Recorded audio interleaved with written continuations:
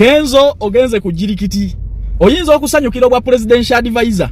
Kubanga ogenda kufunamu okubako oyogerera makago. Kubanga okwagala minister nga totula wadde ku office y'abapunte ettaka ku kyalo kikufuula usigalo maka. Kati Kenzo ogenda kukifunamu. Nti ogenda kufuna woyogerera mukazi naye akulabemu uko katibwa maka. Nti nawe otuuke wa boss. Oba olina office mo reporting.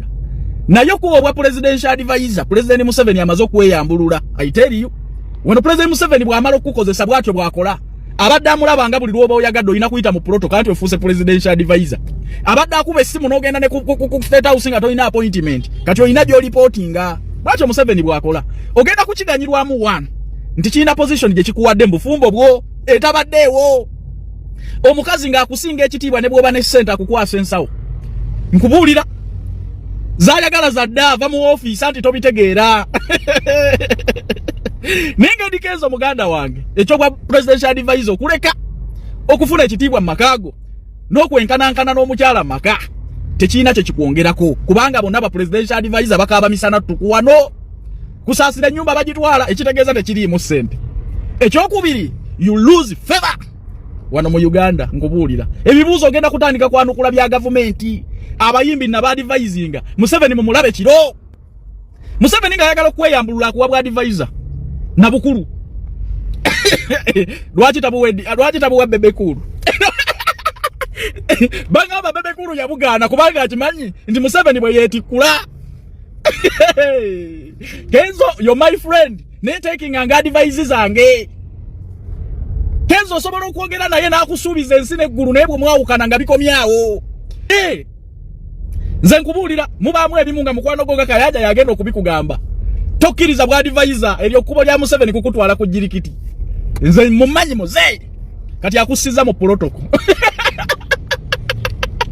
Protocol kati olina gyo reportinga. Ebigenderwa bibadde bingi copyright bisawo bya ssente yali ageka nkuteeke ku jirikiti. Yoyo Museveni. Bwe wandibadde mugezi nga toyagala kukuuma makago. Kenzo kino ekifo wandi kitadde. Kubanga era omukazi teyakwagala lwa presidential advisor yakwagala nga Kenzo bisigadde onaabigumira. Kwata ensawo kitono nnyo. Ayagala okugenda ebweru nze Kenzo mu advise nze ndi kuggwe. Nonya kuba Staff Favor Uganda Limited sente zoteekamu nga visa kuli mu ngalo emirimu bagirina mu ggwanga lya Kuwait, mu ggwanga lya Qatar, mu ggwanga lya Saudi Arabia ne Dubai. Betaaga abawala n'abalenzi kola nga bakirina salary million mu n'ekitundu, kola nga ba waitress ne ba waiter million 2 ma hotel mawanga ga Kuwait. Banoonyeko ku noti 7 mukaganya 17 45 27 ojja kuba bafuna butereevu ogenda okole interviews oba ku noti 7 noti 7 nya noti nkaga 7 26 84 ojja kuba bafuna butereevu aba Staff Favor Uganda Limited bakukakasa nti emirimu gitambulirawo. Ne my brother Idi Kenzo bisinga kisoboka Museveni ekifo wandi kirimulekedde nakyo.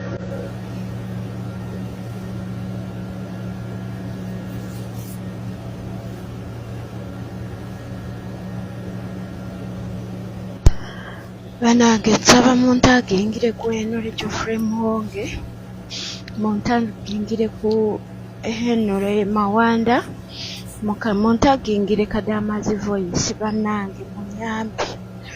Nsaba buyambi bamikwano ate saagala kubeera nnyo mu kamera olubuto lwedde nalukweka mukama wange lwakuba ennaku zino namubulokinze naye mbadde nsaba bamikwano alina yenna buyambi bw'asobola okunyamba asobole okufuluma mu kiyumba.